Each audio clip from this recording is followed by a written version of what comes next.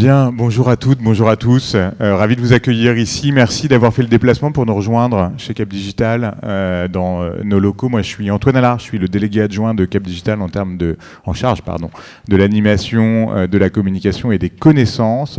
Et je suis ravi avec le GFDSI ce soir d'accueillir à nouveau les étudiants du club Big Data et IA de l'école de guerre économique pour cette nouvelle nocturne de l'IA, anciennement nocturne du Big Data, mais on essaye de vivre avec notre temps.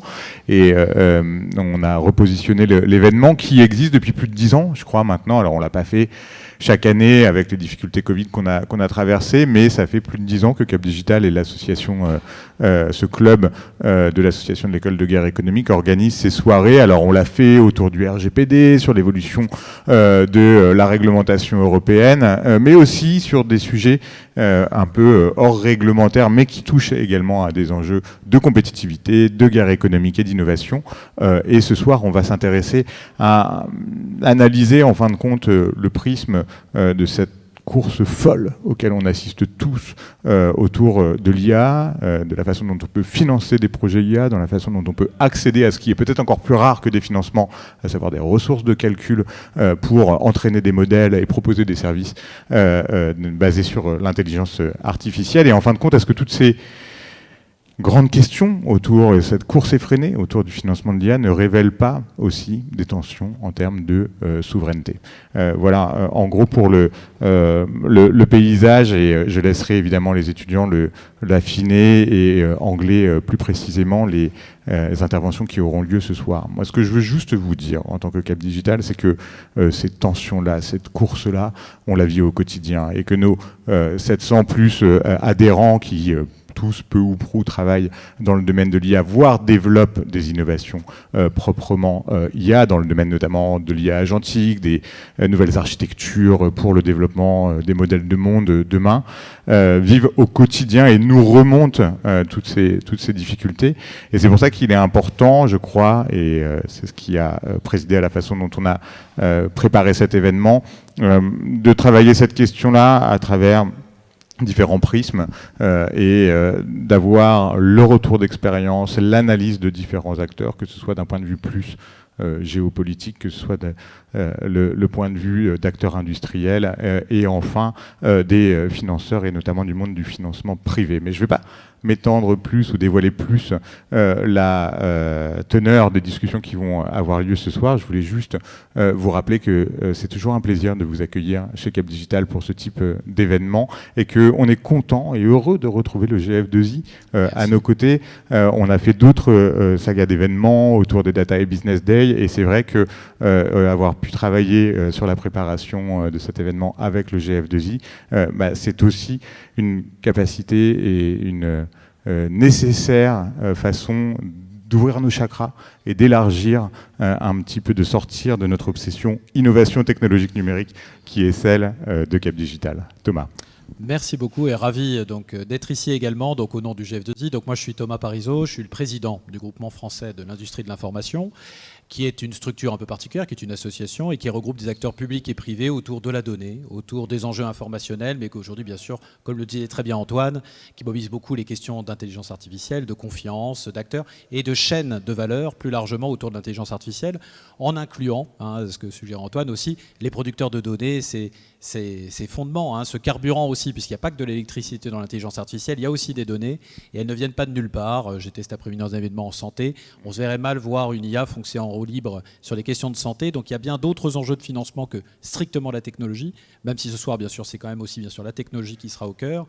Avec aussi, quand on voyait des interventions comme celle d'Arthur Mensch il n'y a pas très longtemps, on parlait rapidement, mais un horizon qu'il faut ouvrir en termes de possibles et de finalités. Parce que la question du financement, c'est la question des moyens pour des objectifs. Donc il faut quand même bien définir et questionner au moment où le solutionnisme technique lié à l'intelligence artificielle, bien sûr, va vite, il faut gagner une course, il faut rattraper de retard, on le sait, il y a une partie de vérité là-dedans et une partie de l'analyse macroéconomique d'Arthur Mensch, par exemple, est tout à fait convaincante.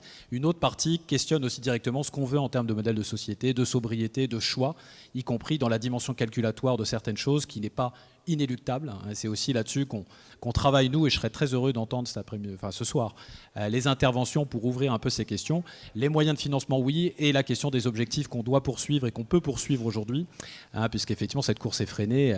La géopolitique, toute une série de déterminants, y compris écologiques, sont imbriqués dedans. Et donc, on va écouter tout ça avec beaucoup d'intérêt. Ravi, nous aussi, de participer à ça avec Cap Digital, avec l'École de guerre économique à qui on essaie de collaborer. Donc, ravi de participer à cette intelligence collective. Merci beaucoup Thomas, et maintenant on va donner la parole tout de suite à Idriss pour la présentation du déroulé de cette soirée, des différentes séquences. Moi je rejoins tout de suite la régie et on va vous écouter avec grande attention. Très bonne soirée à toutes et à tous. Donc bonsoir à tous, donc pareil merci à tous d'être présents ce soir.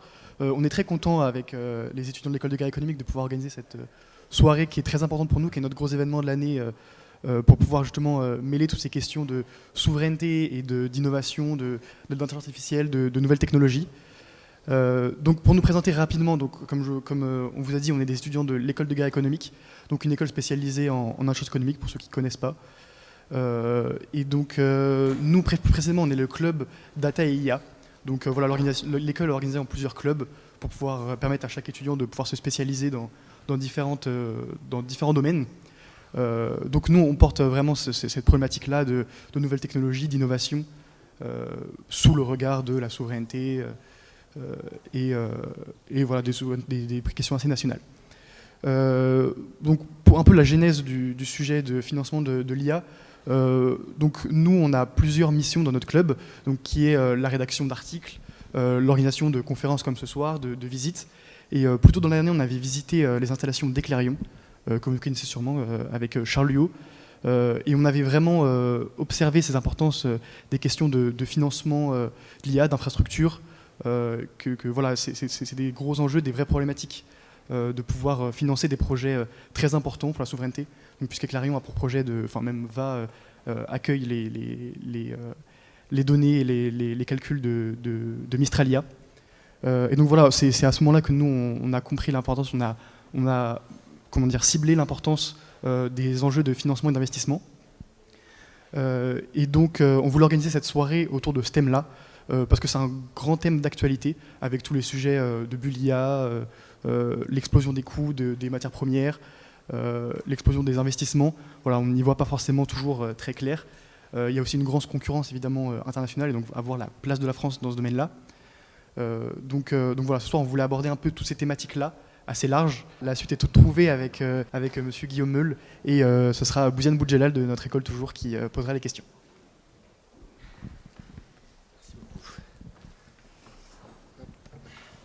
Bonjour à tous. Bonjour monsieur. Alors, merci d'ailleurs de votre présence. Je m'appelle monsieur Boudjelal Bouziane, je suis étudiant aussi à l'école de guerre économique. Je vous remercie énormément pour votre présence, parce que c'est quand même un projet qui nous tient à cœur, sur lequel on bosse depuis des mois. Et merci pour votre présence ce soir. Je vais vous laisser dans un premier temps vous présenter. Comme ça, il n'y a pas mieux que vous-même pour vous présenter et parler de vous et de ce que vous faites et de votre entreprise. Et puis après, on pourra attaquer directement le sujet. Merci beaucoup. Bonsoir. Donc je suis Guillaume Meul, je suis un des managing partners d'Xange, qui est un fonds de venture capital européen. On gère 850 millions d'euros sous gestion. On investit en early stage en Europe continentale dans des tickets entre 1 et 10 millions d'euros. Dans des startups, on a participé à quelques licornes. On était chez Odoo, qui est un gros ERP belge qui s'est vendu à plusieurs milliards. On était chez Believe Digital dans la distribution de musique. On est encore chez Lydia dans la fintech. On était chez Raisin en Allemagne, qui est aussi une grosse fintech allemande. Et on a un portefeuille d'à peu près 80 startups. 50% en France, 30% en Allemagne et le reste au Benelux. Et donc peut-être pour dresser un peu le paysage de notre métier, donc nous, le venture en général fait du financement d'innovation de rupture. Donc ce qu'il faut voir, c'est que l'innovation en général, c'est plutôt ce qu'on appelle du sustaining innovation. Donc les grands groupes, les grandes universités améliorent des innovations qui sont déjà existantes.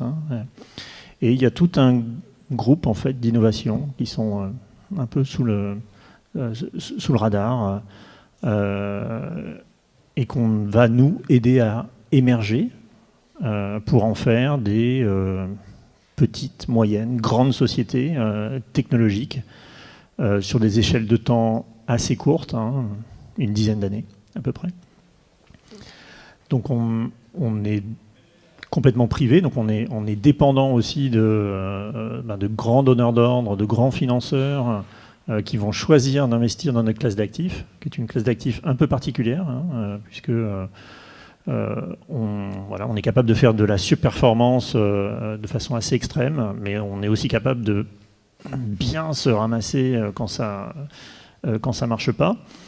Donc des éléments de risque importants, et donc à nous d'attirer, d'offrir cette performance, d'attirer ces financiers pour investir dans l'innovation, qui est en fait l'innovation de demain. Donc nous on prend des petites sociétés. Pour vous donner un exemple, on a vendu il n'y a pas très longtemps une société française qui s'appelle Glimmer, qui est un des gros acteurs de l'IA pour les radiologues.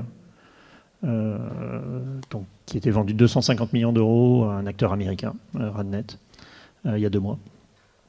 Et donc nous, on l'a financé en 2018. C'était 3 fondateurs, un jeu de slides. On a mis 1 million d'euros. Puis ensuite, une fois le marquage CE obtenu, on a mis 4 millions d'euros. Puis, une fois qu'on a dépassé les 5 millions d'euros de chiffre d'affaires, on a remis 4 millions d'euros. Et donc petit à petit, la société s'est développée jusqu'à devenir un des leaders au monde sur tout ce qui est IA pour les détections de fractures. Donc voilà un peu pour le paysage. Super, merci beaucoup. Alors, donc là, on va parler ce que j'appelle moi le nerf de la guerre, entre guillemets, de toute cette conférence. Ça va être le financement donc, de toutes ces nouvelles technologies, ces startups, ces entreprises qui développent des nouvelles technologies en rapport avec l'intelligence artificielle. Et ce qu'on remarque, c'est que depuis quelques années, ce que je note depuis 2 ans en particulier, c'est qu'on est rentré dans une certaine course, notamment à l'échelle européenne, vers l'investissement continu dans les nouvelles technologies, dans l'intelligence artificielle. Et il y a une crainte constante, qui est le thème de la conférence de ce soir. Est-ce qu'on n'est pas en train de rentrer dans une certaine bulle spéculative liée à l'IA? Quel est votre ressenti, vous, qui êtes dans ce domaine-là? Est-ce que les investissements sont toujours rationnels? Est-ce qu'on fait attention quand même dans quoi on investit? Ou est-ce qu'on a peur de louper le train, comme on a pu le faire avec d'autres technologies Internet, crypto-monnaie, et on ne rentre pas dans une certaine bulle spéculative. Alors, en innovation, les bulles, on connaît. Et d'ailleurs, le modèle économique du financement de l'innovation fonctionne de façon un peu inhérente avec des bulles, des constitutions de bulles qui sont plus ou moins grosses, qui éclatent plus ou moins violemment. Mais toute l'histoire des innovations technologiques s'est faite avec des bulles, depuis le chemin de fer. Donc là récemment, donc 2001, la bulle télécom. Ensuite, on a une petite bulle financière. Là, on a eu un développement assez fort du SaaS qui s'est développé plutôt sans bulle, quoi. Et puis là, on recommence avec l'IA. Nous, notre position, c'est qu'on est officiellement dans une bulle, en tout cas sur les applications IA, c'est certain. Maintenant, il faut voir que cette révolution, elle est finalement assez différente de ce qu'on a pu voir, que ça soit sur la révolution télécom ou les SaaS, puisqu'elle est beaucoup plus complète. À la fois, elle s'enfonce dans les couches d'infrastructure, donc jusqu'aux semi-conducteurs, et en même temps, elle remonte très très loin dans les applications des utilisateurs. Donc c'est quand même la première fois qu'on a une innovation technologique qui s'étire comme ça dans les chaînes de valeur. Et ce qu'on constate, c'est que il y a beaucoup d'activités au niveau des applications. puisque l'utilisation de l'IA rebat complètement les cartes des développements de logiciels. Et donc on voit arriver des nouveaux acteurs qui disruptent complètement des marchés. Donc, dans le domaine du code, on parle beaucoup de Lovable, mais sur d'autres sujets, et avec des gains de productivité qui sont immenses. Lovable, je crois qu'ils sont maintenant 50, ils font 300 millions d'euros derrière. Et là, récemment, une société berlinoise qui s'appelle Languedoc, 30 millions d'euros de chiffre d'affaires, 30 employés. Donc, l'IA va permettre de développer des acteurs de taille significative avec beaucoup moins de moyens, et en tout cas des équipes qui sont beaucoup plus réduites. Et donc, dans tout cet espace applicatif, il y a des secteurs sur lesquels les acteurs existants vont quand même bien bénéficier du sujet, donc vont être capables en fait de prendre les innovations IA, de les intégrer et de les ramener dans leurs propres produits. Et puis il y a d'autres secteurs où les acteurs vont se faire complètement dépasser par des nouveaux entrants qui amènent en fait toute cette agilité grâce à l'IA. Et puis il y a un troisième mouvement que moi je trouve hyper intéressant, qui est le retour du build. Donc buy or build. Pendant très longtemps, en tout cas sur ces 15 dernières années, le mouvement a été clairement buy. À chaque fois qu'on avait un besoin, quand on était une entreprise, on allait acheter un logiciel. Ça faisait très longtemps, ça faisait plus beaucoup de corporate ou de PME se disaient « Ah bah tiens, je vais développer mon propre logiciel, ça va être sympa ». On était vraiment dans un monde dans lequel on achetait sur étagère du SaaS. Avec l'IA et les facilités de développement, on a un retour du build qui est assez fort et qui en fait est en train de concurrencer en fait des acteurs du logiciel existant ou même nouveau.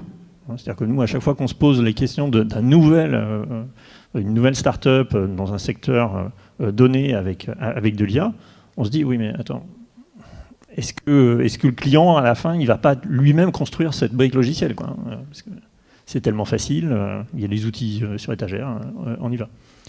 Et moi j'aime beaucoup cet exemple qui est l'exemple français de la suite numérique. Donc, je ne sais pas si vous connaissez. Donc l'État français a décidé de faire du build de sa suite bureautique. Donc, je sais pas, il y a 5 ans, on vous aurait dit l'État français va développer Office 365. Tout le monde se serait dit non mais quelle catastrophe ça va être cette histoire. Encore un éléphant blanc mais résultat des courses, aujourd'hui la suite numérique ça existe, ça marche. Il me semble que le coût de développement c'est 3 annéums, ce qui est ridicule. Et aujourd'hui, on a un État français, et c'est la même chose en Allemagne. L'État allemand a fait la même chose, a développé sa propre suite bureautique. Donc on a des grands acheteurs qui disent bon bah moi, la suite bureautique, vous savez quoi, je la développe et j'ai la même. Et je la déploie chez moi. Et donc on voit des pans entiers de business qui sont en train de se faire disrupter, non pas par des nouveaux acteurs, mais par du build en interne de l'appli. Et l'autre grande évolution, c'est l'importance en fait des couches d'infrastructure. On en a pas mal parlé. C'est que tout ça repose sur de l'infra qui est beaucoup plus dense que dans la vague SaaS. Ça repose sur l'utilisation d'LLM, de couches d'inférence, de logiciels d'orchestration, de cybersécurité, d'organisation, de structuration des plateformes. Et donc c'est là aussi où nous on porte notre poids en tant qu'investisseur. C'est voilà, les pelles et les pioches de ce métier de l'IA, où là, il y a énormément de choses à faire, du semi-conducteur, la mémoire, jusqu'à les couches d'orchestration. Alors nous, on ne met pas les doigts dans le LLM, parce que là, pour le coup, c'est beaucoup trop gros. C'est quelques acteurs mondiaux qui sont capables de faire ça. Et on laisse ça à des gens beaucoup plus riches que nous. Super. Vous avez abordé au début de votre réponse un point intéressant, c'est que de nos jours, avec les intelligences artificielles de toutes sortes qui existent dans tous les domaines, c'est beaucoup plus facile de développer une application, une solution, un logiciel. Ça va plus vite, ça coûte beaucoup moins cher. Et donc, à ce niveau-là, comment vous, du coup, est-ce que ça change votre curseur de voir, de qualifier un talent, de voir dans les startups qui vont postuler chez vous ou les entrepreneurs qui vont venir vous voir, est-ce que c'est vraiment un talent, est-ce qu'il y a un vrai potentiel derrière, ou est-ce que finalement c'est juste quelqu'un qui a su utiliser l'IA et qui a pu développer quelque chose derrière? C'est certain qu'on rentre dans un monde où le Chief Product Officer devient roi, en fait. Traditionnellement, enfin, il y a encore quelques années, il y avait une vraie frontière entre le Product Manager ou le CPO, donc qui designait, qui était responsable de toute la structure du produit, et les développeurs, donc back et front, qui développaient ensuite le logiciel. Là, avec l'arrivée des outils de codage, on a donc des designers de produits qui sont capables de produire directement le code et donc de faire les premières versions du logiciel, voire même les secondes versions, voire même de se passer en grande partie de développeurs. Donc on a des produits qui arrivent beaucoup plus vite, qui sont dans les mains des responsables produits. Et ces responsables produits, ils sont très proches des utilisateurs, des contraintes de leurs clients. Donc ils font des produits qui sont très très proches des besoins clients. Donc nous, on va chercher aujourd'hui des talents qui sont donc très produits. Et ça, ça ne bougera pas. La difficulté de n'importe quelle start-up, c'est de réunir des équipes. Ça reste quand même des projets collectifs. Alors même s'il y a une mode de la start-up avec un employé, je pense que ça ira pas très loin, mais il y en a. Voilà. Toute entreprise, c'est un collectif, c'est de gérer ce collectif, de le constituer. Et voilà, c'est le type de talent qu'on va chercher. Très bien. Donc dans cet environnement-là, on va revenir du coup sur l'autre thème principal de cette conférence, qui est la souveraineté. Est-ce qu'il est, d'après votre vision sur le terrain, aujourd'hui, est-ce qu'on peut dire sincèrement qu'une start-up qui va avoir le potentiel d'aller très loin, qu'elle puisse scaler rapidement et aller beaucoup plus loin sans investissement étranger et uniquement en local, rester avec des investissements européens, voire français? Alors, de l'argent, il y en a. À la fois en Europe et aux États-Unis. Nous aujourd'hui, on est dans un environnement qui est très concurrentiel. On doit se battre face à des acteurs américains qui viennent en France et viennent investir dans les startups. Je vous rappelle que les plus gros investisseurs de Mistral sont des acteurs américains. Donc, gardez ça en tête. Que ces acteurs américains, ils ont beaucoup d'argent et surtout, ils ont inventé mon métier. Donc, ils ne sont pas mauvais. Et donc la compétition est rude. L'autre chose sur ces aspects de souveraineté, c'est qu'il y a quand même énormément de marchés sur lesquels on ne peut pas lancer une start-up qu'en France. Je prends juste les sujets de santé. Nous, on n'aurait pas pu développer Glimmer si on n'avait pas servi le marché américain. parce que, il faut quand même avoir en tête que le marché américain, c'est la moitié du marché de la santé au monde, quoi.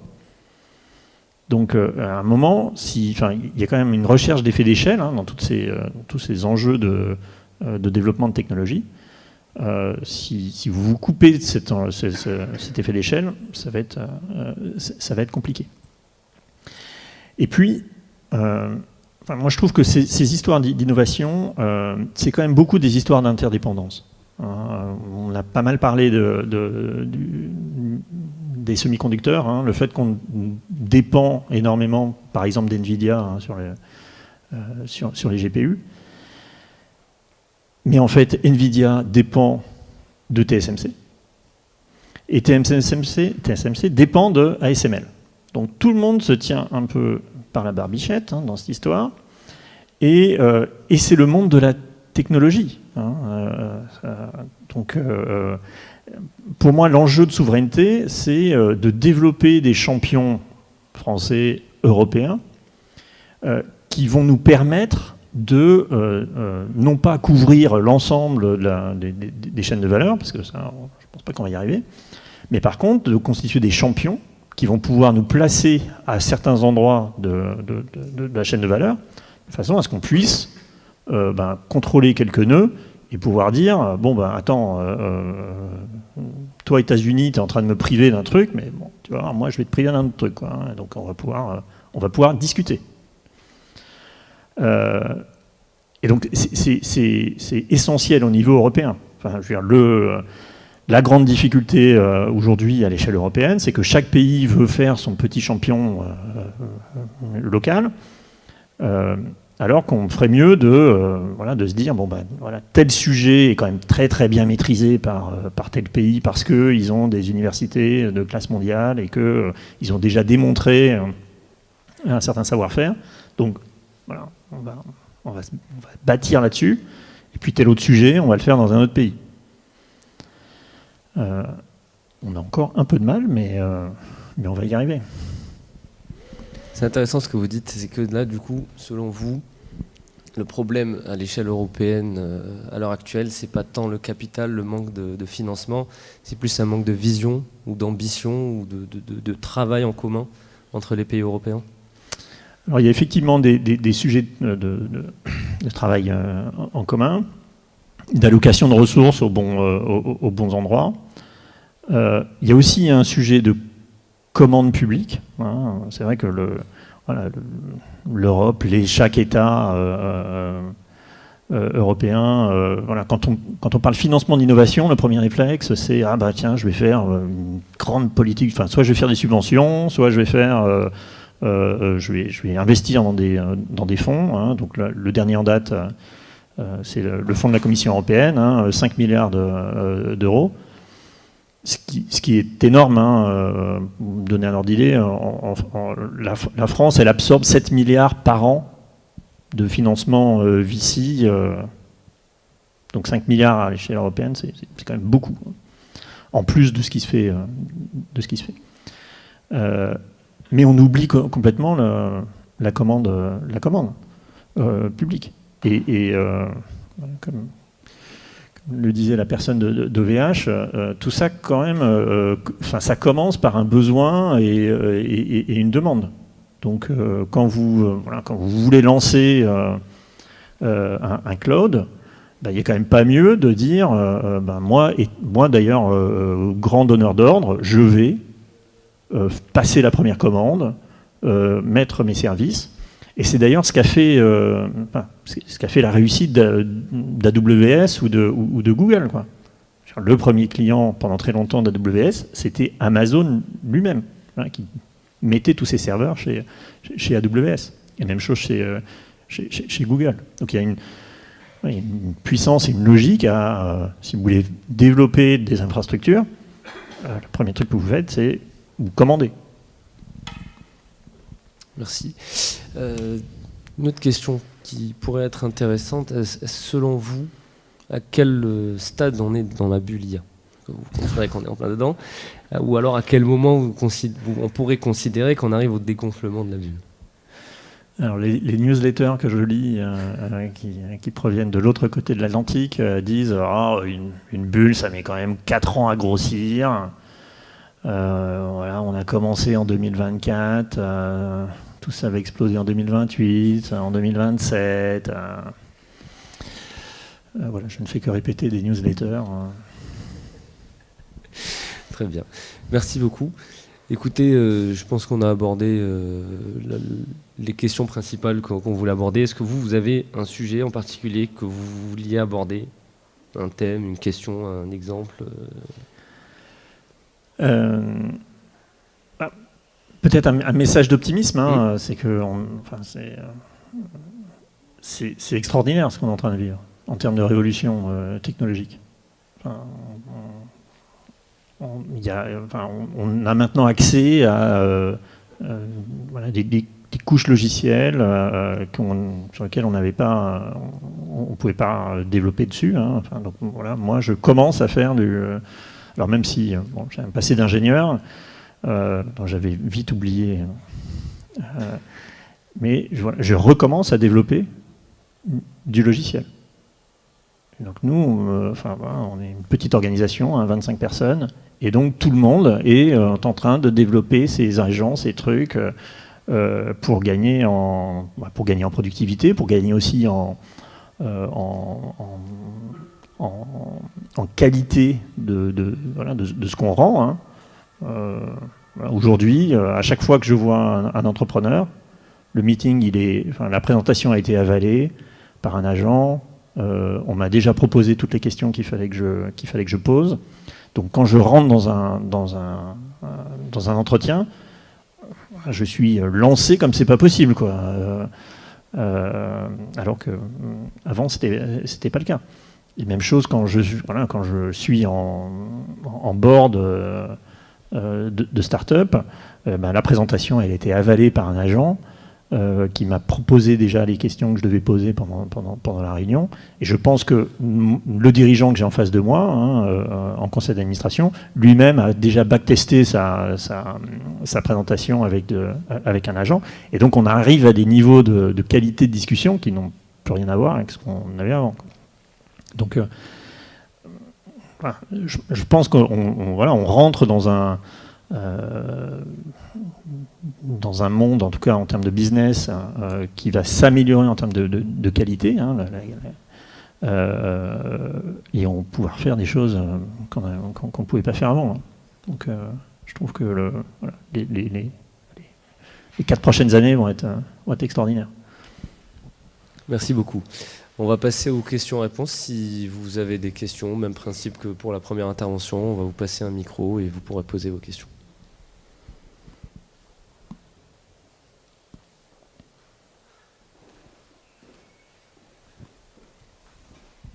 Merci. Dans de précédentes réunions ici, il était dit que le partage des données était compliqué. Est-ce que ça évolue pour faire donner à manger aux startups, pour leur faire permettre de travailler et d'évoluer dans le domaine qui les intéresse? Alors, pour le domaine que je connais bien, qui est la santé, l'accès aux données, déjà la qualité des données du système de santé français n'a pas d'équivalent dans le monde.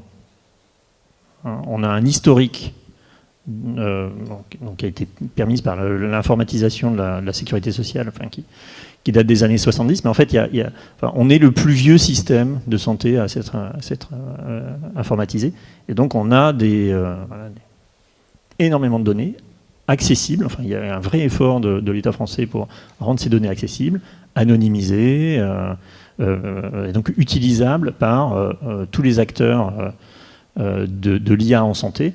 Et c'est pour ça qu'il y a plutôt un florissement de start-up en France sur ce sujet-là. Donc, oui, la donnée, elle est accessible, elle est bien protégée avec le GDPR. Et effectivement, ça reste le nerf de la guerre, puisque c'est avec ces données qu'on fait apprendre à des moteurs d'IA des habitudes, et ça permet aussi de découvrir les patterns qu'on va chercher. En fait, ça fait des allers-retours entre la France et l'Amérique? Alors, ça fait des allers-retours. Donc, sur les données de santé, hein, donc il faut être hébergeur de données de santé, hein, HDS. Donc, on a un label qui protège les données. Mais oui, les données anonymisées peuvent faire des allers-retours sur des hébergeurs américains en France, hein, puisque là aussi, il y a une différence entre un hébergeur américain qui a un cloud en France, donc il va bénéficier de HDS, et le même hébergeur américain, mais aux États-Unis.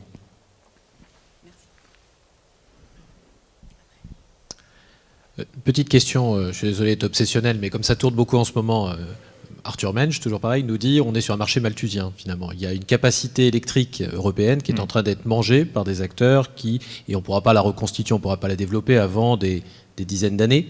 Donc de fait, il y a une ressource qui est peut-être le goulet d'étranglement avant le financement, qui est cette capacité de certains acteurs à venir manger la capacité énergétique européenne.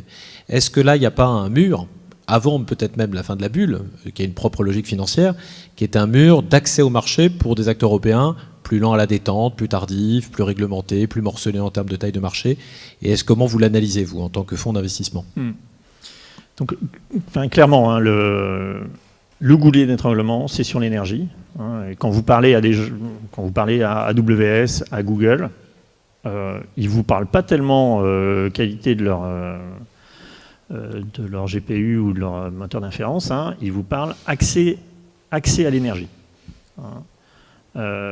Et effectivement, là on va rentrer dans des choix de société, hein, c'est-à-dire, on le voit aux États-Unis, hein, installation d'un data center qui va aller capter l'énergie, qui va créer en fait des ruptures de réseau tout autour du data center. Et donc, les citoyens autour de data center vont subir des coupures d'électricité qu'ils n'avaient pas avant, parce qu'il y a un data center qui s'est installé chez eux. Donc ça, c'est exemple réel. Donc là, il va falloir faire des choix, hein, en termes de société, à qui on amène l'électricité. Et je pense qu'à l'échelle européenne, il va y avoir une question quand même qui va se poser très rapidement, qui est le nucléaire en Allemagne. Comment l'Allemagne va pouvoir continuer à ne pas exploiter son parc nucléaire, hein, qu'il a arrêté, face à des besoins énergétiques qui vont croissant. Et ça, c'est un sujet des 10 à 15 prochaines années, quoi.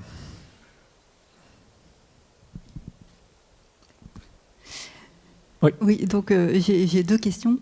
Vous nous avez dit effectivement peut-être que plutôt que de s'éparpiller en Europe, puisque en fait l'IA on peut aller vraiment sur plein de couches, etc.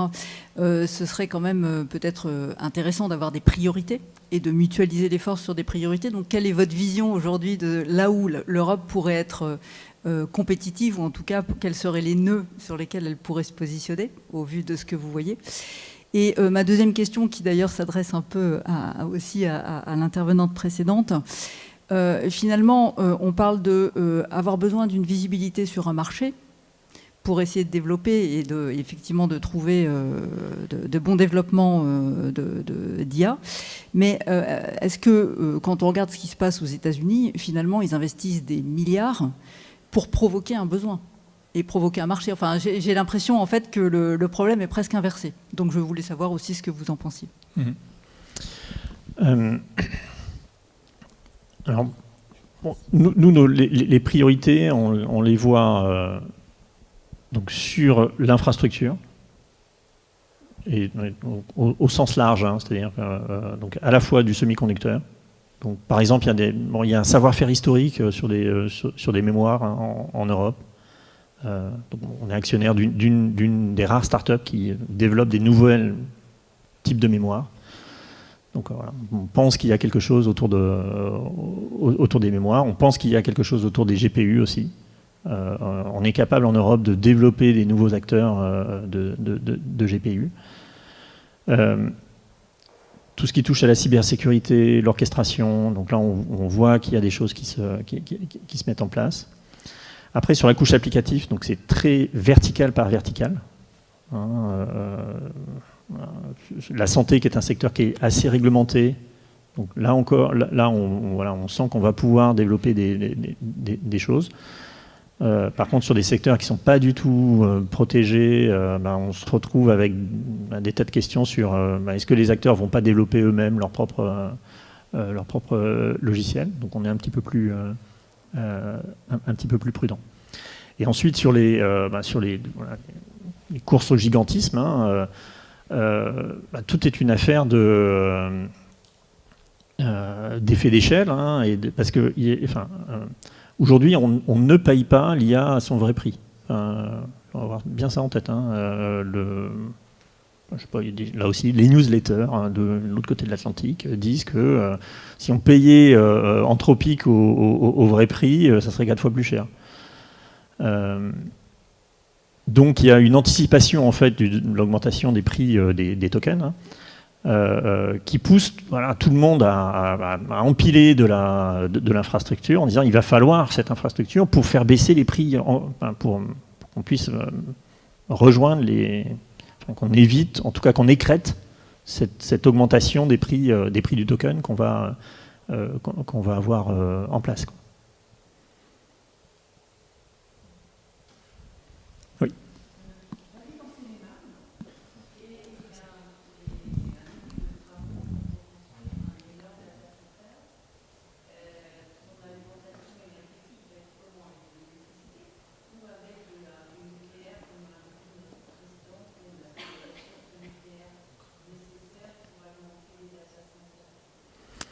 Alors, je ne suis pas un grand spécialiste donc ça sera de l'électricité, ça c'est sûr. Maintenant, de quelle origine il sera on est en France, donc à 80% nucléaire. Et ensuite, là, on touche à des... donc le réseau électrique est organisé en plaques. Les personnes de VH savent ça beaucoup mieux que moi. En fait, les localisations de data centers dépendent complètement des capacités électriques sur chaque plaque. Donc, par exemple, sur l'Île-de-France, historiquement, il y a eu beaucoup plus de data centers dans le nord de l'Île-de-France que dans le sud de l'Île-de-France, puisque les capacités en électricité étaient plus importantes dans le nord que dans le sud.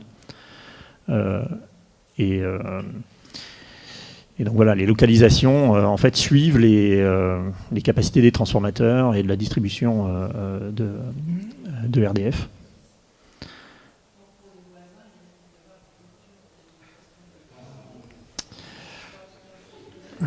Alors je n'en sais rien, c'est possible.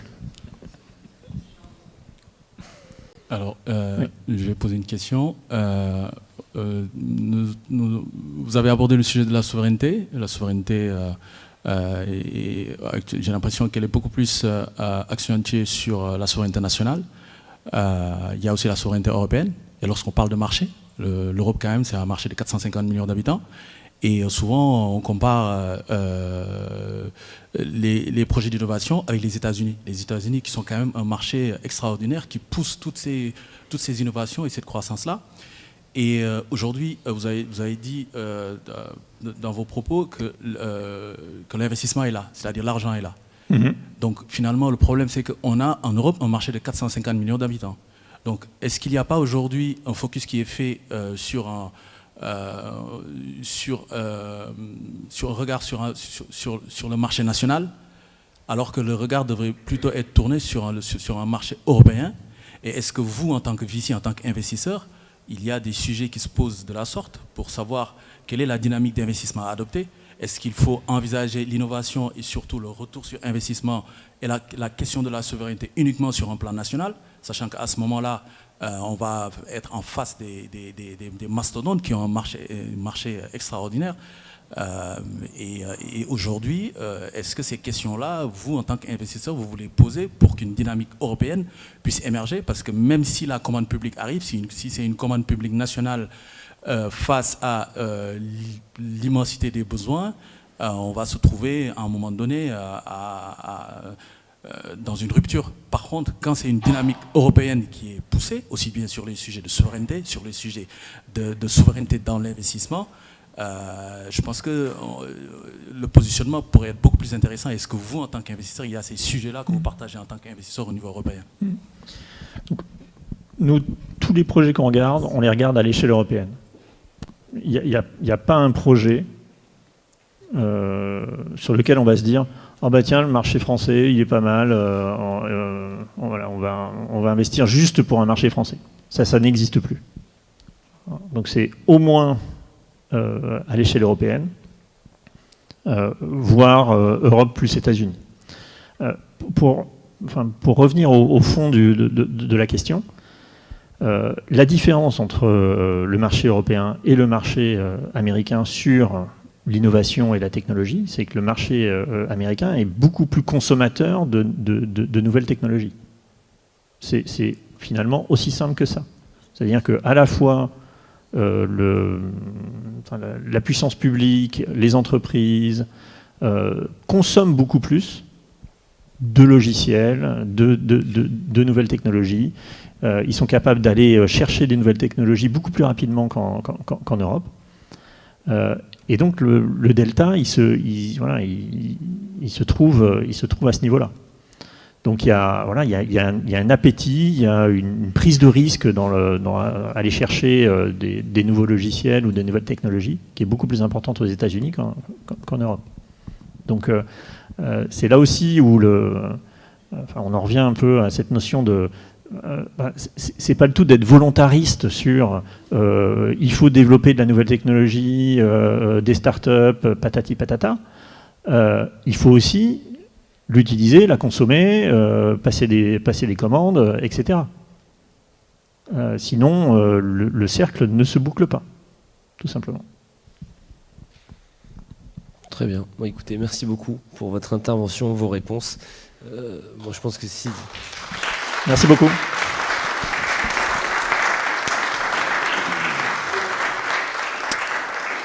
Alors, dernière intervention qu'on aura de la soirée, et puis après, on vous invitera tous à un petit cocktail juste à côté.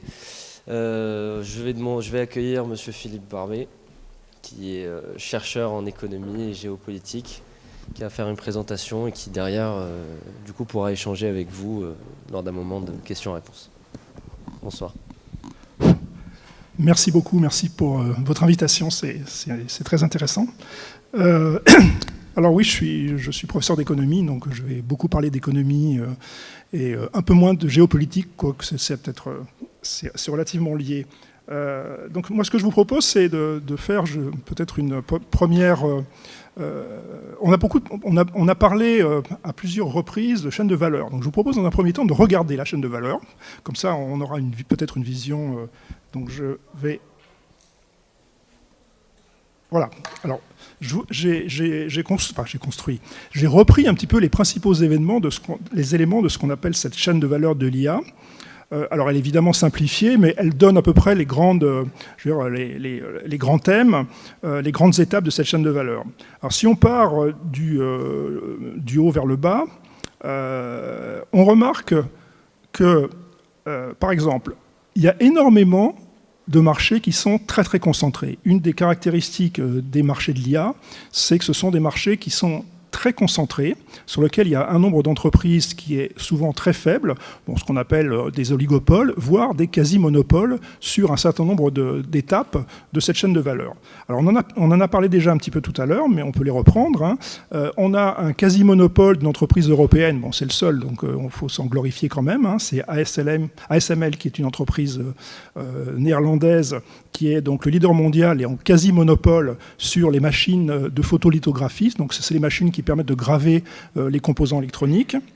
Ensuite, quand on redescend sur la chaîne de valeur, on a ce qu'on appelle les fondeurs de semi-conducteurs, c'est-à-dire les firmes qui fabriquent les semi-conducteurs qui seront ensuite intégrés pour fabriquer ce qu'on appelle les GPU. Et là, sur ce marché-là, on a une firme très dominante sur le marché. Elle n'est pas monopole, mais elle est quand même extrêmement dominante. C'est TSCM, qui est une firme taïwanaise, qui a à peu près 70-75% du marché de ses composants. Alors cette firme est très très importante parce que c'est une firme donc chinoise de Taïwan, et donc là, pour le coup, il y a effectivement des enjeux qui sont au-delà des enjeux industriels et économiques, des enjeux qui sont évidemment géopolitiques. Ensuite, quand on redescend, ces composants qui sont fabriqués notamment par cette entreprise sont utilisés par les firme qui fabrique les GPU, les cartes graphiques, avec évidemment l'entreprise américaine que vous connaissez tous, qui s'appelle Nvidia, qui est l'entreprise la plus importante sur le domaine, hein, qui est quasi monopole, même si sa part de marché commence à baisser, parce qu'évidemment, elle attire la concurrence. Hein. Normalement, dans un marché très monopolistique, les profits sont très importants, et donc normalement, ça doit attirer les investissements. C'est ce qui commence à se faire, mais globalement, Nvidia reste extrêmement puissante sur ce marché.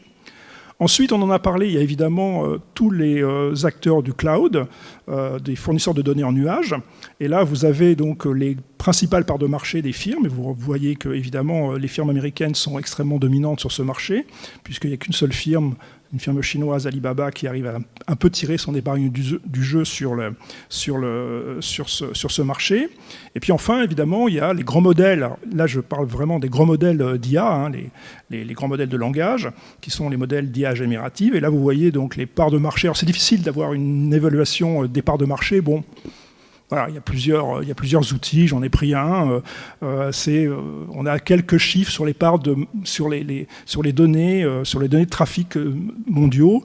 On retrouve quand même les entreprises qui sont importantes sur le marché. Hein. C'est OpenAI, bien entendu, qui reste dominante, même si sa part de marché continue à baisser. Google, avec le modèle Gemini, DeepSeek, le modèle chinois, XAI, qui est le modèle donc d'Elon Musk, hein, Grok, Perplexity, et Anthropic avec le modèle Claude.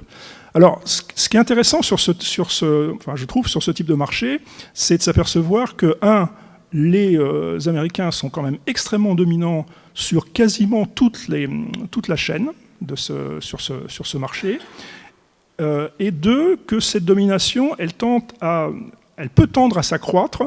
Pourquoi ? Parce que les moyens énormes qui sont mobilisés sur le marché américain permettent de construire, même à l'intérieur de cette chaîne de valeur, des relations entre entreprises qui renforcent encore le poids de ces entreprises américaines. Et je vais parler juste d'un projet qui est un projet absolument gigantesque qui a été proposé par le président américain dès sa nomination. C'est important de le rappeler, hein, puisque dès que le président Trump a été élu pour son deuxième mandat, quelques jours après, il a pris 2 décisions importantes dans le domaine de l'intelligence artificielle. Une décision qui était très largement attendue, qui était simplement la fin de la régulation. Hein. Il y avait quelques modalités de régulation de l'intelligence artificielle aux États-Unis, c'est-à-dire qu'on demandait aux firmes de l'IA en tout cas d'expliquer leur modèle, de montrer à l'administration les principales caractéristiques de leur modèle. Ça a été évidemment supprimé. Et la deuxième mesure qui a été annoncée, celle-là, on ne l'attendait pas trop, c'est un gigantesque projet de data center, qui est le projet qu'on appelle Stargate, qui est un projet dans lequel on a la production, la mise en place de centres de data center aux États-Unis, mais pas qu'aux États-Unis, avec une mise de fonds initiale de 100 milliards d'euros, ce qui est quand même très largement au-dessus de ce qui se faisait en général sur ce type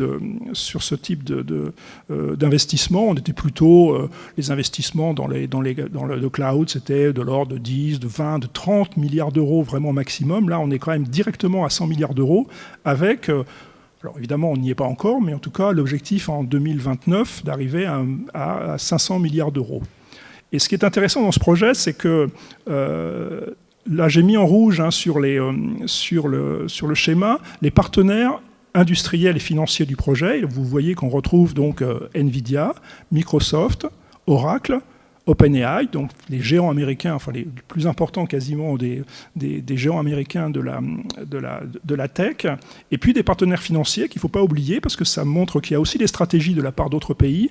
Et les deux principaux partenaires financiers sur ce modèle, en tout cas sur cette opération dite Stargate, c'est d'une part un fonds d'investissement japonais qui est un des principaux fonds d'investissement mondial dans le domaine de l'intelligence artificielle, mais aussi des hautes technologies en réalité. C'est donc SoftBank, qui est cet investisseur japonais.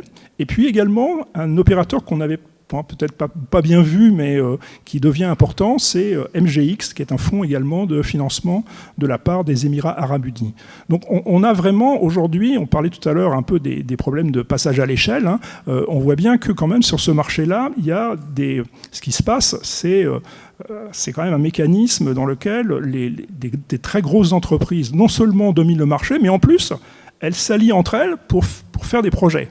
Il y a un article qui était très intéressant qui avait été fait par une économiste de l'université de Yale qui disait mais on n'a pas beaucoup vu ça. C'est comme si Toyota, Ford et puis Goodyear s'entendaient pour faire un projet commun. On dirait mais c'est pas possible, on peut pas laisser faire ça dans le domaine de l'automobile. Finalement, on le fait dans le domaine de l'IA, en tout cas au moins sur le domaine des clouds.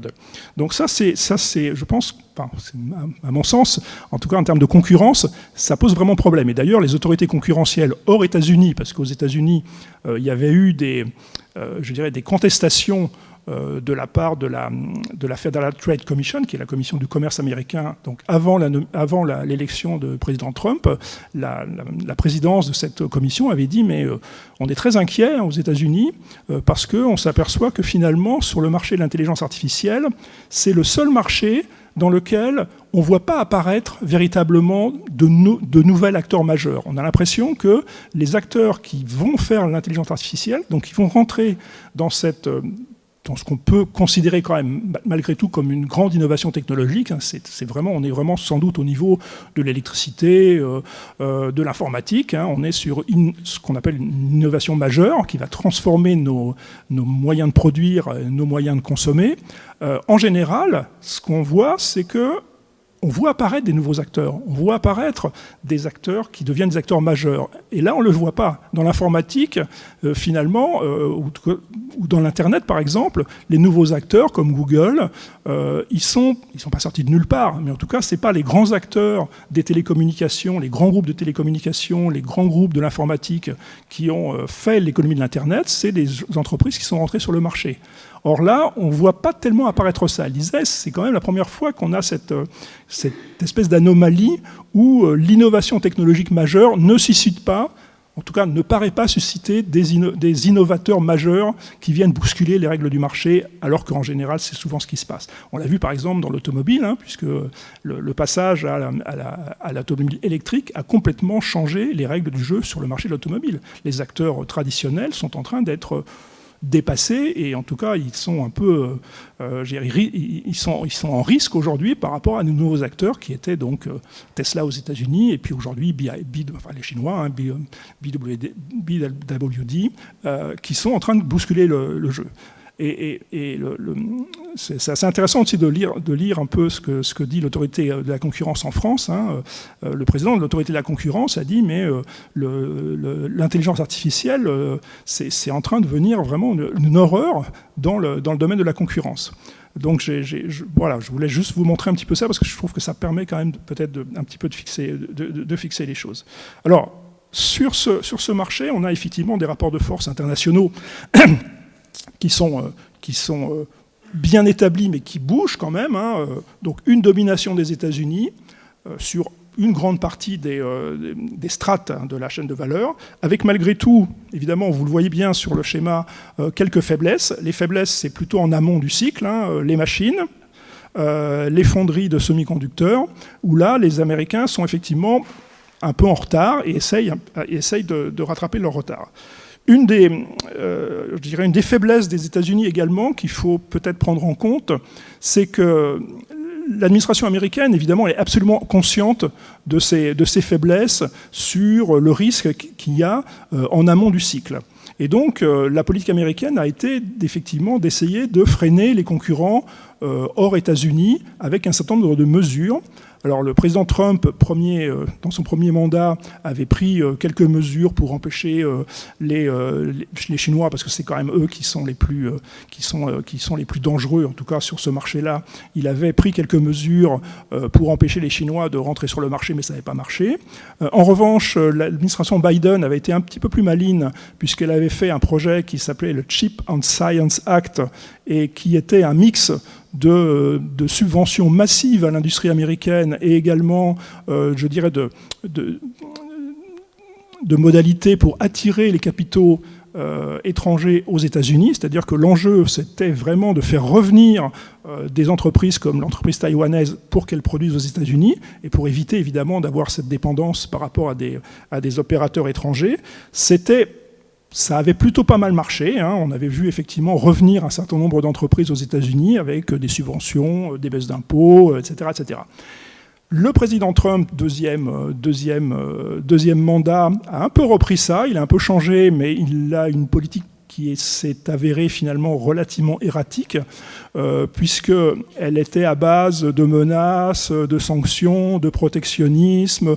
Donc il a par exemple évidemment essayé d'empêcher des entreprises comme Nvidia de vendre des GPU de dernière génération aux autorités chinoises. Ce qui a eu l'effet évidemment pervers, inverse de ce qu'on recherche, mais ça c'est assez classique, c'est assez étonnant d'ailleurs que ses conseillers économiques ne lui aient pas expliqué que quand on fait ce genre de choses, le résultat c'est que soit il y a du contournement, et là on a bien vu que finalement les GPU, c'est quand même des produits qui sont qu'on peut facilement faire transiter par d'autres pays pour rentrer en Chine. Donc des pays comme Singapour ont été un peu pris la main dans le sac d'ailleurs, puisque les opérateurs chinois comme DeepSeek, qui fabriquent des modèles d'IA qui sont devenus à peu près aussi performants que les modèles américains, ils ne pouvaient pas utiliser officiellement les dernières GPU de Nvidia, ils se les sont procurés en passant par d'autres pays, et puis ils ont développé évidemment en interne leur capacité pour arriver à produire des puces et des GPU qui sont pas complètement aussi sophistiqués et aussi performants que les puces américaines, mais globalement qui arrivent quand même à faire des modèles qui fonctionnent plutôt bien. Donc on a effectivement cette faiblesse, là pour le coup une faiblesse assez rare aux États-Unis. En Europe on a toujours un peu peur d'être faible dans la politique, dans les modèles de politique d'aide aux entreprises. Là pour le coup aux États-Unis ils ont fait un peu n'importe quoi, faut bien dire, en faisant cette espèce de mix de protectionnisme qui n'a pas du tout marché et qui même a eu des effets, probablement plutôt inverses à ce qu'on cherchait. Alors également, ce qui est un peu notable quand on regarde la position américaine, c'est l'économie américaine, elle est quand même assez dépendante de ce qui se passe dans l'IA. C'est-à-dire que la croissance américaine, qui est relativement forte, un peu moins aujourd'hui, elle faiblit, mais bon, ça c'est les effets un peu des mouvements géopolitiques actuels. On estime, la plupart des études estiment qu'à peu près 50% de la croissance américaine est liée à l'IA. Donc c'est quand même une dépendance qui est relativement forte sur une seule industrie. Ça veut dire que les Américains, si l'industrie de l'IA avait un problème, c'est toute l'économie américaine qui aurait un problème. Et puis également, on en a un peu parlé, mais c'est l'impact sur la bourse américaine, puisque quand on regarde un peu les indices boursiers américains, on considère qu'à peu près 25% de l'indice, par exemple Standard & Poor's 500, est constitué par des firmes de l'IA. Donc si effectivement s'il y a un problème, alors de bulles, d'éclatement des bulles, oui, ça aura un effet assez important sur l'économie américaine, sachant, on sait bien que le pouvoir d'achat des ménages américains, alors pas de tous, mais au moins des ménages de la classe moyenne supérieure, sont quand même assez corrélés aux indices boursiers, et donc ça peut effectivement poser problème. Alors sur les bulles, moi j'ai bien aimé ce qui a été dit avant, parce que je suis assez d'accord. Les cours sont très hauts, ça c'est clair. Est-ce qu'il y a une bulle ? Je ne sais pas. C'est toujours compliqué de le dire parce que en fait, À un moment donné, il y aura une correction. Il y a toujours une correction à un moment donné. On ne sait pas quand. C'est ça. Si on le sait, on gagne beaucoup d'argent. donc, je ne le sais pas. Il n'y a pas grand monde qui le sait. Et on voit bien que dans ce domaine-là, tous les mois, il y a un économiste américain ou d'autres pays qui va dire la bulle va éclater, la bulle va éclater. Et le jour où il éclate, il devient évidemment célèbre parce qu'il a dit que la bulle avait éclaté. Donc voilà, on ne sait pas très bien évidemment comment ça se passe là-dessus. Voilà, alors voilà ce que je voulais vous dire un petit peu sur les États-Unis. Ce que je voulais faire également, si on a un petit peu de temps, c'est vous montrer la montée de la Chine, parce que c'est quand même un phénomène intéressant. Alors j'ai pris... je ne vais pas abuser des schémas, ne vous inquiétez pas, mais j'ai pris quelques schémas quand même parce qu'ils me paraissent intéressants. Ça, c'est un petit graphique qui est sorti du rapport. Il y a un rapport qui sort tous les ans, qui est fait par Stanford, par l'université de Stanford, qui s'appelle Stanford AI. Donc c'est le Stanford AI Index, le dernier rapport qui est sorti il n'y a pas très longtemps, et qui donne un certain nombre de chiffres qui montrent quand même des changements majeurs dans le domaine de l'IA entre les grandes zones. Alors vous voyez ici par exemple le nombre de modèles, ce qu'on appelle les modèles notables, hein, c'est les grands modèles qui sont pas mal utilisés. Hein. Vous voyez que là, les États-Unis sont en baisse depuis 2020, la montée de la Chine et puis la part de l'Europe qui reste quand même assez faible. Hein. Dans les deux modèles, il y a évidemment Mistral, hein, puisque c'est notre modèle national. Donc ça, c'est, si vous voulez, l'évolution de ces modèles d'IA. Alors sur la Chine, je vais juste vous dire quelques mots sur la Chine, parce que c'est évidemment intéressant. La Chine est dans une stratégie assez classique de rattrapage technologique. Alors c'est pas... La Chine, finalement, quand on regarde l'histoire, elle fait un peu ce qu'avait fait le Japon dans les années 80. C'est-à-dire que le Japon, dans les années 80, il avait réussi à devenir un concurrent majeur des États-Unis dans le domaine des mémoires et des semi-conducteurs. Donc ils suivent à peu près la même stratégie, et d'ailleurs les États-Unis ont à peu près la même réponse, hein, c'est-à-dire dans les années 80, quand les Japonais ont réussi à devenir majeurs et en tout cas à dépasser les firmes américaines dans le domaine des semi-conducteurs et des mémoires, hein, puisque c'est un secteur qui avait été créé aux États-Unis. Hein, les firmes historiques, c'était Intel, Motorola, Texas Instruments. Et puis dans les années 80, on a vu apparaître Fujitsu, NEC, donc les firmes japonaises, et elles sont devenues plus importantes que les firmes américaines. Et donc face à cette situation, les firmes américaines ont pris des mesures de rétorsion, des mesures de protection pendant ces années-là, en mettant des droits de douane, hein, puisque c'est un peu ce qui se passait, et puis en mettant aussi, surtout d'ailleurs, des quotas d'importation de produits japonais aux États-Unis. Ils l'ont fait dans l'automobile, ils l'ont fait dans les composants électroniques. C'était quand même les deux secteurs dans lesquels il y avait un danger.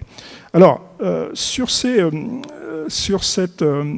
stratégies, la Chine fait un peu la même chose, c'est-à-dire qu'elle fait du rattrapage technologique, ce qu'elle sait très bien faire, avec une industrie qui est évidemment largement subventionnée par l'État, bien entendu, avec de la recherche et développement qui est faite de manière un peu majeure dans les universités américaines, chinoises et dans les centres de recherche.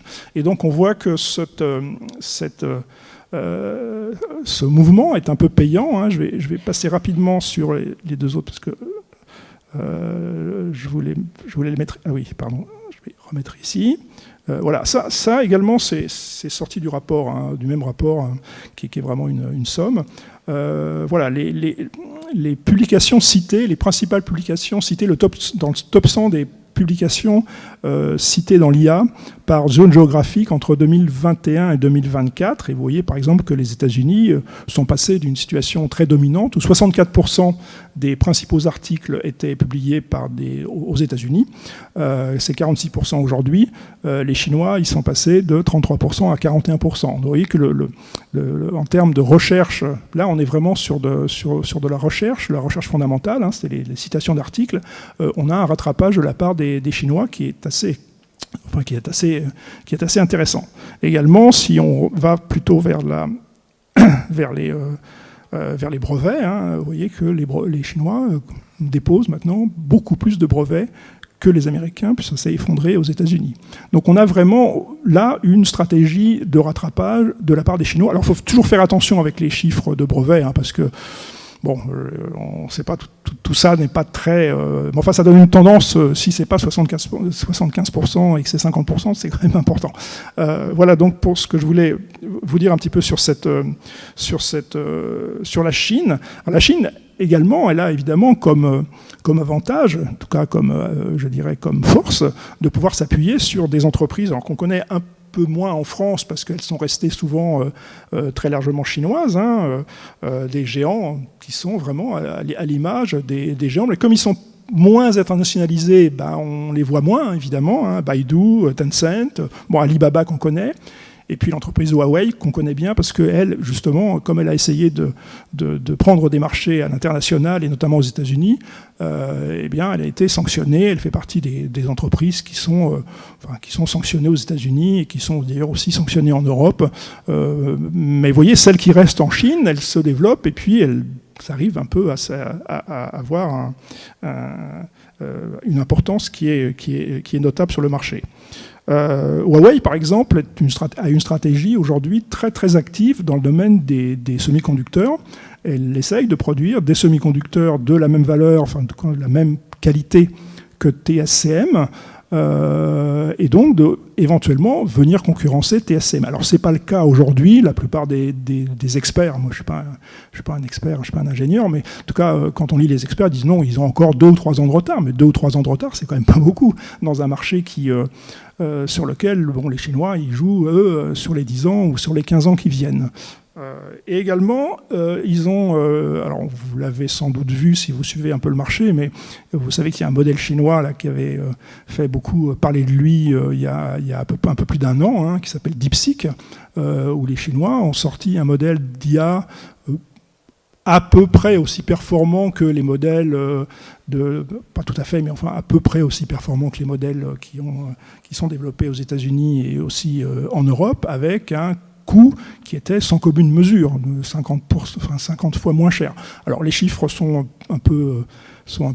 probablement un peu truqués, hein, c'est-à-dire que les Chinois ils ont des effets d'annonce, je pense que c'était aussi pour essayer de montrer qu'ils étaient beaucoup plus intelligents et qu'ils pouvaient faire la même chose que les Américains en dépensant 10 ou 15 fois moins. En réalité, probablement qu'une partie des coûts sont cachés. Le problème de la Chine, c'est que les vrais coûts, on ne les connaît pas vraiment. Il y a plein de coûts cachés, il y a plein de subventions, il y a plein de produits qui sont probablement subventionnés par le gouvernement chinois et qui ne rentrent pas dans les comptes de l'entreprise, et ça permet d'afficher des choses, des coûts qui sont sans doute plus faibles. Et puis également, la stratégie DeepSeek, elle est intéressante parce que d'abord, c'est une stratégie avec un modèle qui est un modèle en open source. Alors, ce n'est pas le seul modèle, hein, il y a d'autres modèles qui sont aussi en open source. Mais en tout cas, ce qui est sûr, c'est que la stratégie chinoise, c'est aussi de jouer sur les marchés émergents. C'est-à-dire d'essayer de vendre un modèle pas trop cher, performant, en open source, et donc ça c'est évidemment un modèle qui peut intéresser, qui va intéresser beaucoup de pays émergents, des pays d'Afrique, des pays d'Asie, des pays d'Amérique latine, qui peuvent être séduits par ce type de stratégie. Alors sur ce marché également, si on refait le tour rapidement en termes de géopolitique, il y a le Japon, évidemment le Japon et la Corée, qui sont quand même des acteurs importants sur le marché. Alors, le Japon et la Corée sont également dans des stratégies plutôt de rattrapage technologique et d'investissement majeur pour rattraper les États-Unis. Pour l'instant, ils ont quelques succès, parce qu'ils ont quand même des firmes qui sont des firmes très très importantes et qui peuvent rivaliser évidemment avec les firmes américaines. On ne voit pas de grands modèles de type OpenAI venant du Japon et de la Corée. En revanche, oui, ils commencent à devenir, en tout cas prendre des parts de marché et à concurrencer des firmes comme Nvidia et TSCM sur ce marché. Voilà donc pour ces... Et puis je vais terminer par l'Europe rapidement. Ah oui, je n'ai pas parlé de l'Inde. L'Inde, c'est un peu particulier, l'Inde, parce que quand on regarde les chiffres, on ne voit pas grand-chose. Les investissements aujourd'hui en IA en Inde sont assez faibles. Je pense que il doit y avoir quelque part quelque chose sur le... Oui, vous voyez, par exemple, ici, vous avez le nombre de data centers par pays. 2025, vous voyez que l'Inde, 153 par rapport aux États-Unis. Enfin, bon, les États-Unis, c'est quand même exceptionnel sur ce marché. Les autres pays, vous voyez, sont à 600, 500, 400 pour la Chine, 300 pour la France et l'Inde, 153. Alors, en revanche, l'Inde, probablement, elle a sans doute une carte à jouer avec sa main-d'œuvre. C'est-à-dire que, mais ça, c'est toujours un peu le cas de l'Inde dans le domaine des hautes technologies. C'est-à-dire qu'elle a une main-d'œuvre massivement très, très qualifiée, une main-d'œuvre massive. Ils ont des grandes universités, ils fabriquent. En tout cas, ils sortent des ingénieurs qui sont des ingénieurs de très très bonne qualité et qui, évidemment, avec des salaires qui sont relativement faibles. Et donc, sans doute que l'Inde va essayer probablement de jouer un petit peu sur cette particularité. Et elle attire d'ailleurs beaucoup actuellement. J'ai un peu regardé, il y a quand même pas mal d'investissements étrangers de la part des firmes américaines qui viennent en Inde parce que il y a un grand marché, 1,5 milliard d'habitants quand même, et une classe moyenne, parce qu'il faut une classe moyenne pour accéder à ce genre de produits. Donc probablement que l'Inde, comme dans d'autres domaines, va devenir importante. Alors sur l'Europe, on en a déjà parlé, donc je vais pas trop... Je vais pas trop passer de temps dessus, parce que on a, je pense, dit, en plus, je suis assez d'accord avec ce qui avait été dit. L'Europe, dans le domaine de l'IA, mais comme dans d'autres domaines de type industriel, le problème de l'Europe, c'est que pendant 20 ou 30 ans, l'Europe a eu une politique commerciale, elle n'a pas eu de politique industrielle. Quand on parlait de politique industrielle en Europe, c'était un gros mot. On n'avait quasiment pas le droit de parler de politique industrielle. La Commission européenne, la Commission de la concurrence, était quasiment toute puissante en Europe. Alors ça, c'était parce qu'elle était largement dominée par les pays du nord de l'Europe, qui ont une tradition de concurrence qui est ancrée depuis des siècles. Et puis les pays un peu interventionnistes comme la France, comme l'Italie, étaient marginalisés parce que la politique industrielle, c'était l'État, c'était pas bien. Donc pendant très très longtemps, l'Europe a été quand même a eu une approche très pro-consommateur, on va dire, je schématise quand même, mais très pro-consommateur et pas très pro-entreprise. C'est en train de changer, heureusement, depuis quelque temps, depuis plusieurs années quand même. C'est en train de changer. D'abord, la politique de la concurrence devient un petit peu moins sévère. Je rappelle qu'en Europe, on a interdit des fusions entre entreprises européennes parce qu'évidemment, ça réduisait la concurrence. Mais oui, d'accord, mais aux États-Unis, on fabrique des géants. Il y a des géants qui réduisent aussi la concurrence. Et si on se donne pas des armes avec des firmes importantes pour lutter contre les géants américains, on est quand même, c'est un petit peu un problème. Alors, c'est en train de changer, heureusement. C'est en train de changer parce que, évidemment, on voit bien quand même des problèmes dans l'industrie européenne et on se rend compte que c'est peut-être pas une mauvaise chose de permettre quand même qu'il y ait des investissements publics, des commandes publiques, éventuellement des préférences nationales ou en tout cas communautaires sur certains marchés publics, que c'est pas une honte, que tout le monde le fait et qu'on ne voit pas pourquoi on ne le ferait pas. Donc ça commence à changer, c'est plutôt une bonne chose. Dans l'IA...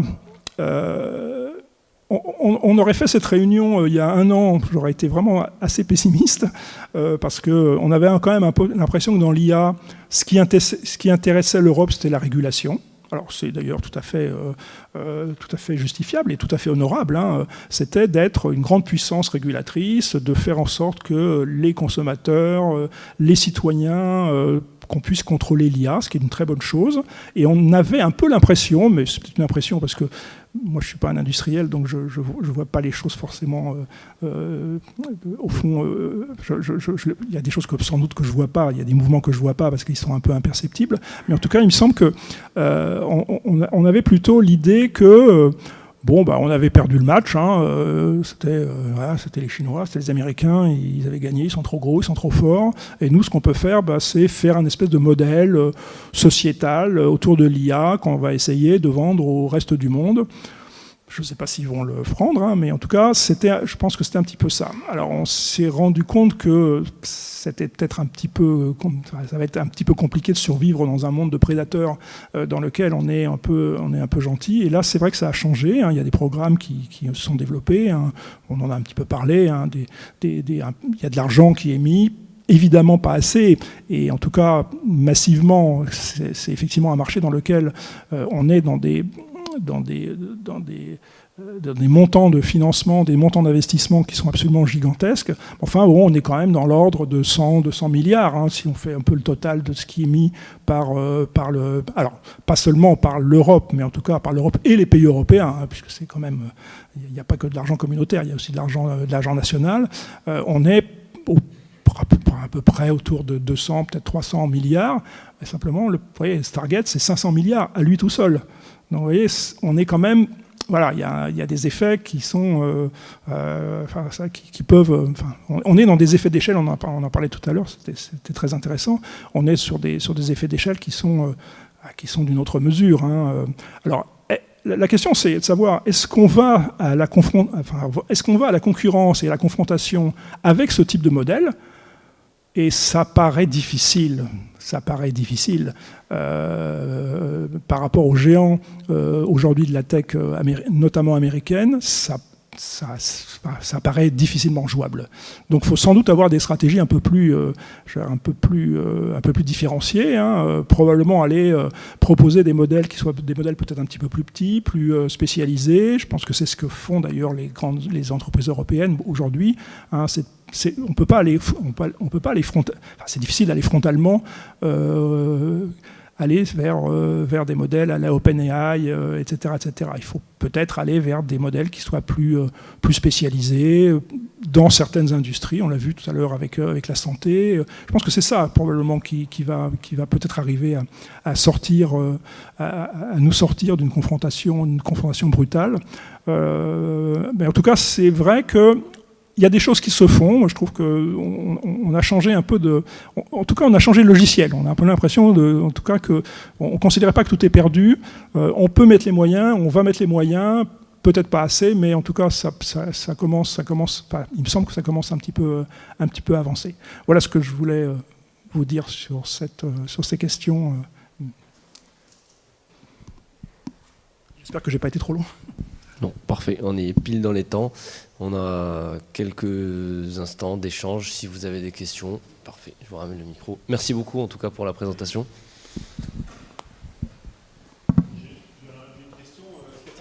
Alors, excusez, on va juste attendre le micro.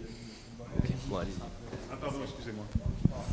Est-ce qu'il n'y a pas un angle mort qui est celui de la défense? Puisque là, il y a un besoin qui est clair, il y a des budgets qui sont clairs, il y a des volontés qui sont affichées, même une nécessité.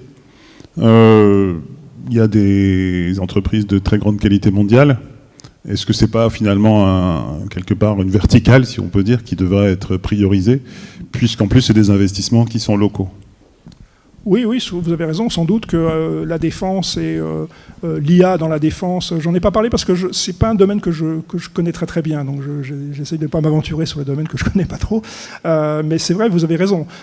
Si on sélectionne un certain nombre de secteurs dans lesquels on peut peut-être avoir une stratégie européenne, oui, on va mettre beaucoup d'argent dans la défense, bon ça c'est malheureusement parce que franchement...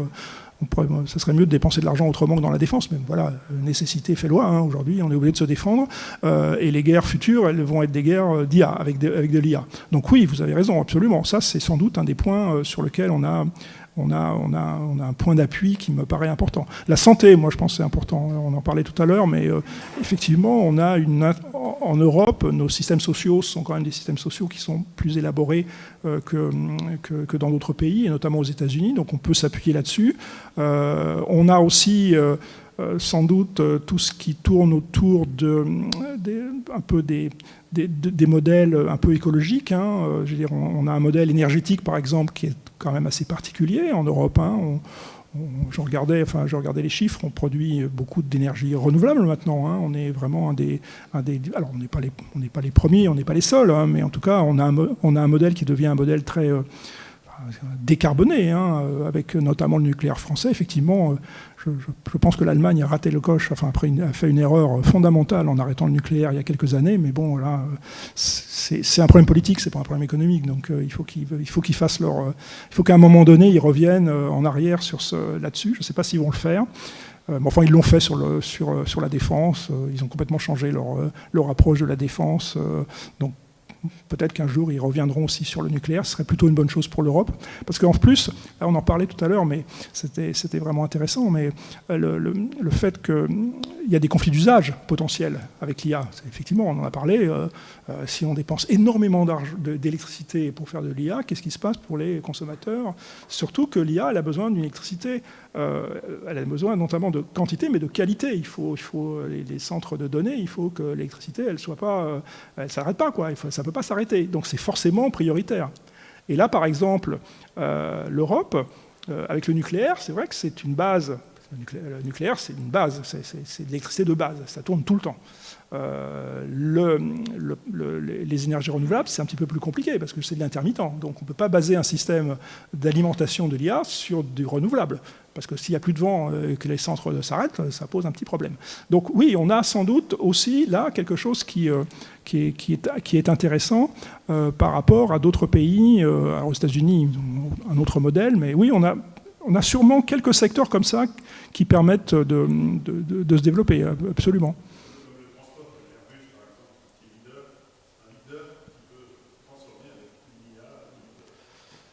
Oui, alors je sais pas, je sais pas trop. C'est vrai que Airbus, c'est quand même le modèle de coopération européenne. Oui. Je vois pas aujourd'hui émerger un Airbus de l'IA. J'aimerais bien, mais j'en vois pas. Oui. Ah, que Airbus fasse de l'IA. Oui. Ils sont dans la défense, donc ils vont être un peu dans l'IA, forcément. Bonsoir, merci pour votre présentation. Sur le thème de la soirée du financement, je suis intéressé par votre regard d'économiste sur les performances financières d'OpenAI, qui est d'après vos chiffres archi-leader sur une couche de l'IA, et qui, j'ai pas les chiffres exacts, mais a quand même fait, je crois, 7 et plus de 10 milliards de déficit sur les 2 derniers exercices, ce qui est insoutenable pour n'importe quelle entreprise et n'importe quelle start-up. Enfin, il y en a un qui sont passés sans même atteindre ce niveau de déficit. La banque vous dit c'est fini, on arrête la partie. Oui, vous avez raison, sauf que OpenAI, il est financé par Microsoft. Donc derrière, il a Microsoft qui va le soutenir. Alors si Microsoft ne soutient plus, oui, effectivement, il risque d'avoir un petit problème là-dessus. Vous voyez, le danger, enfin le risque, c'est pour ce qu'on appelle les pure players, c'est-à-dire les gens qui sont IA, mais il n'y en a pas tellement finalement. Quand vous regardez, si vous regardez la liste, Gemini c'est Google, XAI c'est Tesla plus SpaceX, etc. OpenAI, effectivement, OpenAI c'est un peu sans doute celui qui pourrait être le plus fragile.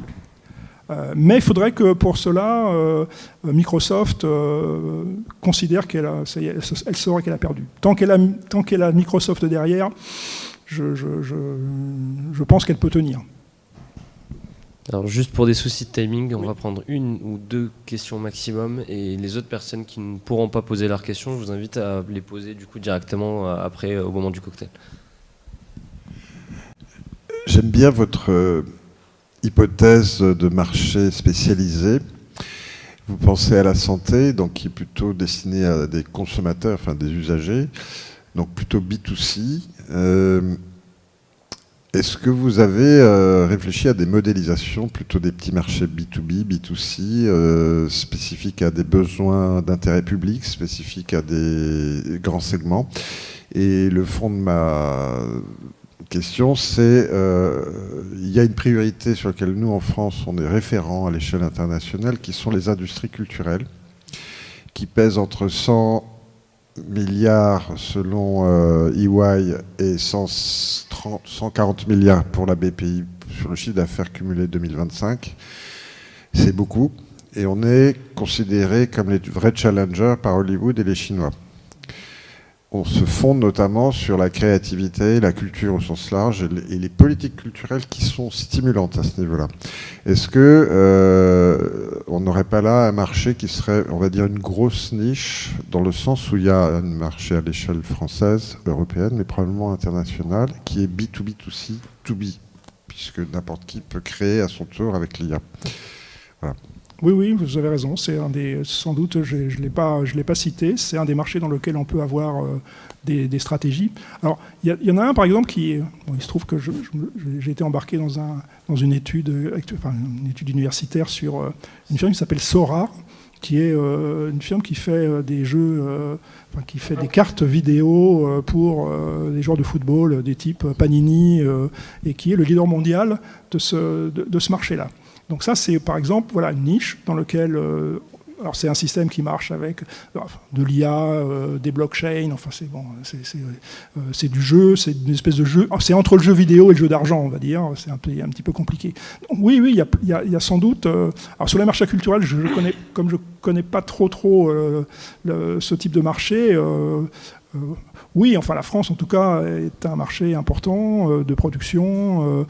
Également les studios d'animation sont assez puissants et l'IA dans l'animation c'est sans doute quelque chose qui est très important. Oui, on a sans doute des choses à faire sur ce marché, mais honnêtement je le connais pas suffisamment pour pouvoir avoir un avis vraiment définitif et compétent là-dessus. Si j'ai bien compris, je serai le dernier à prendre la parole pour poser une question et vous le dernier pour y répondre. La question concerne la réglementation et les réglementations d'une manière générale. Est-ce qu'il n'y a pas un paradoxe ? Parce qu'effectivement, l'Europe a beaucoup voulu réglementer et ça lui est reproché. Arthur Munch l'a bien dit en disant on n'y comprend rien, ça part dans tous les sens.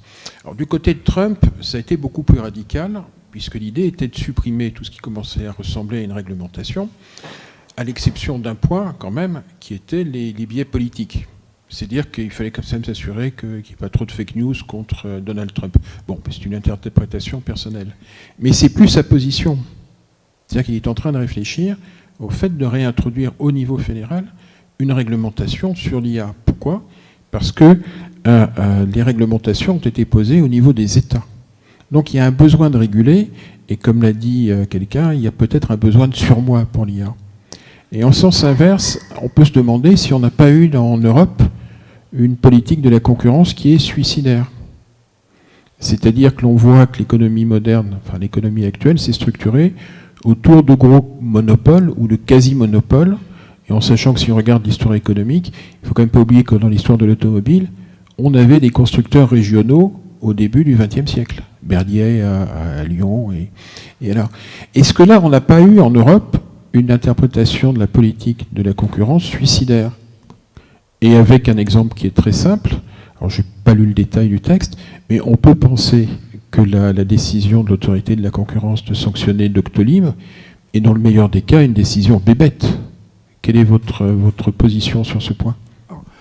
J'en ai un peu parlé tout à l'heure, mais c'est vrai que sur la politique de la concurrence, l'Europe a eu une approche extrêmement rigoriste, je dirais, de la concurrence. C'est-à-dire que... alors, ça pouvait se justifier. C'est-à-dire que le problème de la concurrence, c'est quelque chose qui, normalement, est favorable aux consommateurs. Et donc, le fait d'avoir des marchés qui soient des marchés concurrentiels, c'est quelque chose qui, évidemment, est plutôt favorable. Sur la plupart des marchés, quand on regarde un peu l'évolution, l'espèce de courbe de vie, on peut construire une espèce de courbe de vie des marchés. En général, ce qui se passe, c'est que quand il y a une innovation majeure ou une innovation importante, au début, il y a de la concurrence. Il y a plein de petits concurrents qui se mettent en place. Dans l'automobile, en France, il y avait 20, 30, 35 entreprises qui faisaient des voitures. Et puis, à un moment donné, il y a des concentrations. On monte en concentration. On arrive à un moment où on est sur un modèle un peu d'oligopole, où on a 2, 3, 4 entreprises, 5 entreprises sur le marché. Et là, ça se stabilise jusqu'à ce qu'une innovation vienne remplacer l'innovation qui avait suscité la concurrence. Et là, évidemment, ces entreprises peuvent éventuellement chuter. Ce qu'on a fait en Europe à un moment donné, c'est qu'on a dit, voilà, on se fixe de fait une espèce de norme sur la concurrence. On ne veut pas qu'il y ait moins de tant d'entreprises sur les marchés. Et on va regarder très précisément ce qui se passe quand il y a des concentrations. Alors, la législation sur la concurrence en Europe, elle était, je regarde quand une entreprise veut acheter une autre entreprise, est-ce que les prix vont augmenter ? En gros, c'est à peu près ça. Je schématise, mais c'est en gros, c'est à peu près ça. Est-ce que ça risque de faire augmenter les prix ? Si ça risque de faire augmenter les prix, à ce moment-là, on l'interdit. Et c'est ce qu'on faisait systématiquement dans le domaine de la concurrence. Là, ça vient de changer, puisqu'il y a un nouveau règlement sur la concurrence qui vient de sortir en Europe. C'est-à-dire qu'on ne regarde pas simplement ce qui se passe sur les prix, on regarde ce qu'on appelle les gains d'efficience. Est-ce que ça permet quand même d'avoir des économies d'échelle, des économies d'expérience, et on fait rentrer dans les décisions de l'autorité de la concurrence, le fait de dire oui, peut-être qu'au moins dans un premier temps, les prix risquent de baisser, mais si ça permet des gains d'efficience, ces gains d'efficience, dans le futur, ils permettront de les rebaisser. Donc on peut avoir une approche un peu plus dynamique. Enfin, j'ai l'impression que c'est un peu l'idée d'avoir une approche un peu plus dynamique de la concurrence, en regardant pas à un moment donné qu'est-ce qui se passe si j'autorise ces deux entreprises à fusionner, mais qu'est-ce qui va se passer dans les années qui viennent ? Est-ce que les gains d'efficience peuvent être éventuellement un peu supérieurs aux gains, aux pertes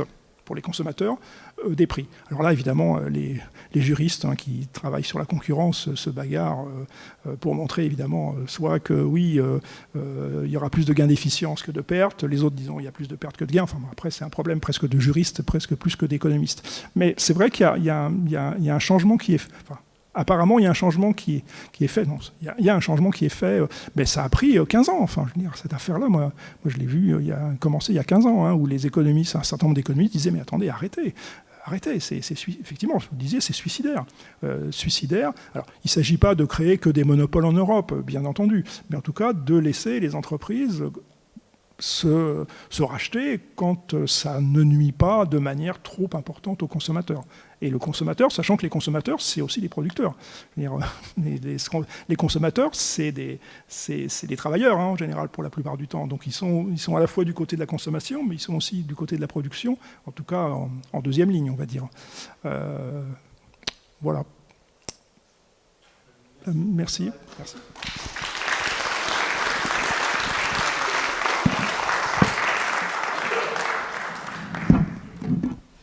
Et merci aux trois intervenants pour vos prises de parole qui étaient vraiment très intéressantes, qui ont permis de beaucoup nous éclairer sur ces sujets divers et variés. Je pense qu'on a amené beaucoup d'éléments de réponse et beaucoup de réflexions sur ces sujets de menaces de Bulia et de l'importance de la souveraineté. Désormais, je vous invite à poursuivre cette soirée au cocktail qui se trouve juste à votre gauche pour pouvoir continuer les échanges et vous restaurer un petit peu.